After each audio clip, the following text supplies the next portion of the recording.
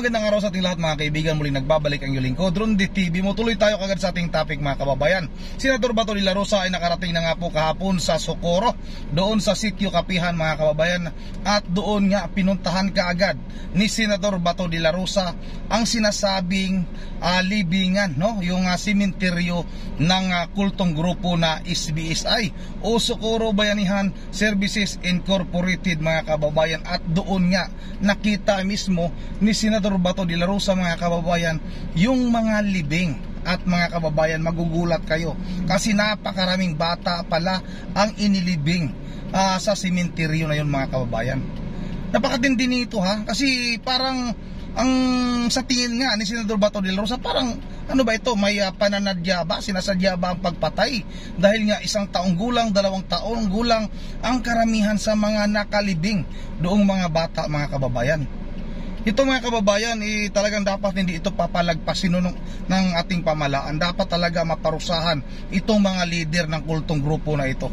Hindi talaga ito karapat-dapat, hindi ito karapat-dapat pagbigyan pa o patawarin itong mga klaseng taong ganito mga kababayan. Dahil nga yung mga bata ay wala namang kamalay-malay na nagiging biktima mga kababayan sa ganitong karahasan. Nakakalungkot nga, nakakapanindig balahibo mga kababayan nung makita nga doon at nakita din natin sa video na ito yung sinasabi nga ni Senador Bato de la Rosa na napakadami namang mga bata na nailibing o inilibing doon sa sementeryo ng kultong grupo na ito mga kababayan. Ito na wag na nating patagalin. Baka kayo maiyak nito mga kababayan Ito, sabay-sabay na natin itong panoorin. Before po kami nag-meeting dito, we will secure death certificate from the barangay and sa chief.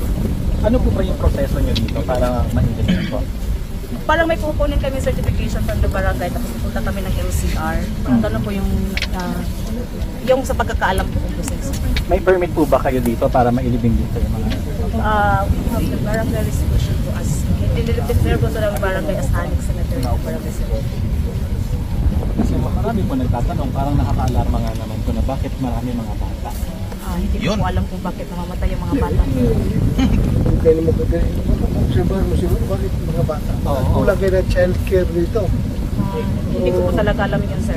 Yeah, 1 year to 1 years, 2 years old, 3 years lang. Namamatay. Di ba dapat ang bata, hindi yan basta-basta namamatay. Bakit kaya? Sir, hindi lang po ng mga bata, meron po din mga matatanda dito. Oo, maraming bata. Hello, 21 na pinanganak, namatay, 22, 1 year old. Ito, 21 pinanganak, 21 namatay. 2 years pa lang. 2 days lang yun, sir. 2 days. 2 days na. Di pa? Yun, nag-44, matanda na yun. 21. Kubata nga. 21 hindi. Ano? Sir, anong recommendation nyo dito, sir?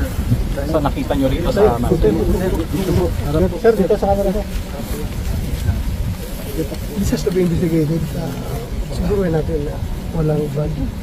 There's no other questionable circumstances leading to the death of these children. Ayun, babata Bata, 1 year old, 2 years old, meron pang ilang araw lang So ibig sabihin, kung ganon, baka kulang kayo sa alaga dito. Hindi binabawalan yung mga mothers na dalhin sa proper child care yung bata. Basta nang gano'n paala.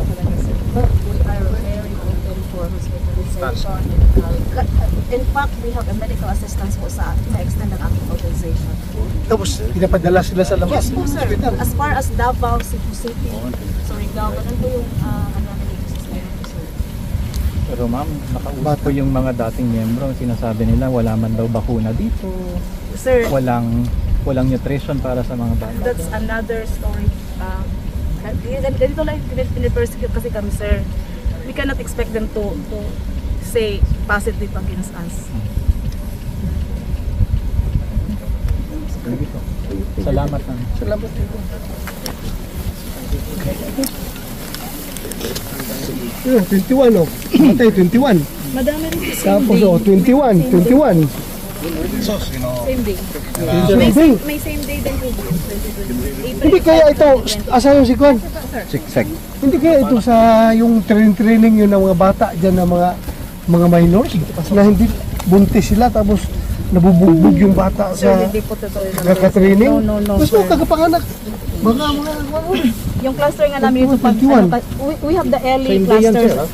Same day, patay. Sir, sa dito po kasi sir, you know, the early cluster is a cluster for the pregnant women. So ganun po, yung trabaho nila is nasa bahay lang, they have to take care of their children, Sinungaling, their nutrition. Yun po talaga, wala pong nangyayaring training na military dito po sir.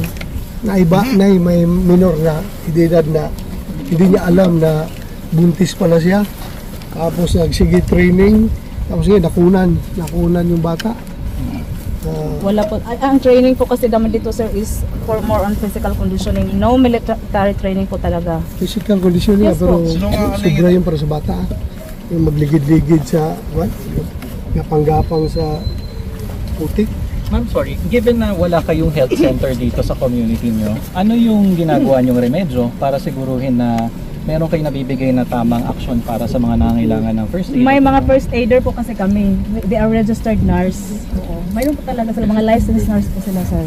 Mga first aid. Tapos nire-refer nila sa baba, sa hospital, sa Dapa, dyan, sa Surigao, wherever. Basta ano lang po sa military. Anong pangalan po nila? Ngayang. Kayo po ang secretary. Pwede na po akyat. Pwede na. Pwede na po umakyat.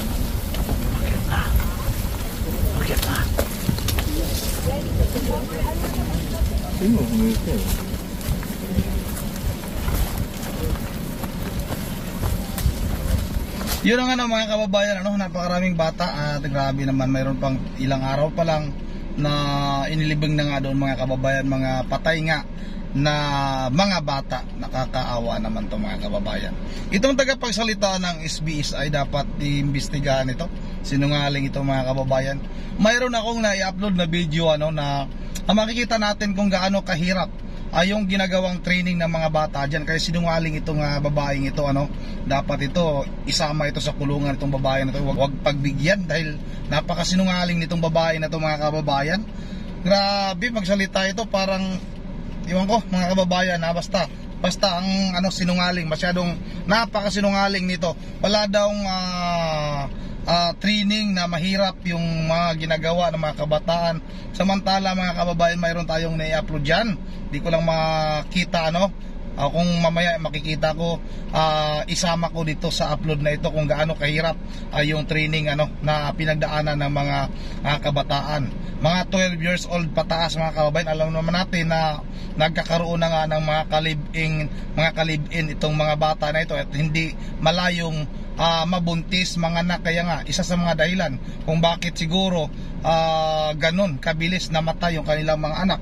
At yun ang mga kababayan, kailangan talaga may maparusahan dito. Karumal-dumal ito. Hindi ito karapat-dapat na ganito ang mangyari sa ating mga kababayan dyan sa Sitio Kapihan. Nagpaloko naman kayo kasi. Bakit naman kayo nagpaano naman kayo kasi? Pauto naman kasi kayo. Yun ang mga kababayan, bago tayo tatapos ay subukan natin mag-shoutout mga kababayan kung maayano ba natin mailabas ba yung ating na tayo. Shoutout kay Marlene Libaton, yung mga Digamo clan, mabait na mga pugi pa idol. Yan shoutout naman kay Ricardo Roma. Dapat hindi lang ang mga patay na bata kung hinahanap ni Senador Bato ang Shabu Lab at private army na sinasabi nila kung totoo. Maganda mga kababayan kung talagang mahanap yung kung may katotohanan yun. Shoutout na rin kay John Lorenzo. Bago sila po nagpunta, alangan naman na hindi tinatago. Ano ba to? Mga kontrabando. Shoutout na rin kay Maria Luisa Abrigue. Still watching your channel. God bless. Maraming salamat sa iyo, Ma'am Maria Luisa Abrigue. John Lorenzo, shoutout Maria, tapos na. Kay Marlene Libaton. shout out ha. At kay Samuel Berdad, Agilang Buang yan.